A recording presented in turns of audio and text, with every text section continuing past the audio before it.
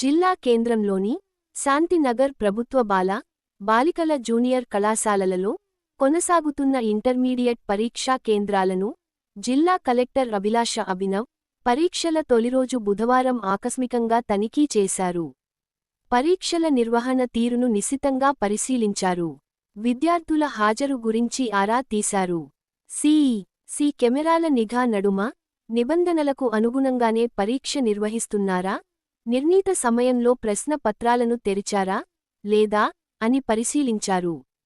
పరీక్షా కేంద్రాల్లో తాగునీటి వసతి, ఎం టాయిలెట్స్ అందుబాటులో ఉన్నాయా అని గమనించారు. ఎలాంటి లోటుపాట్లకు తావులేకుండా సజావుగా పరీక్షలు జరిపించాలని సూచించారు.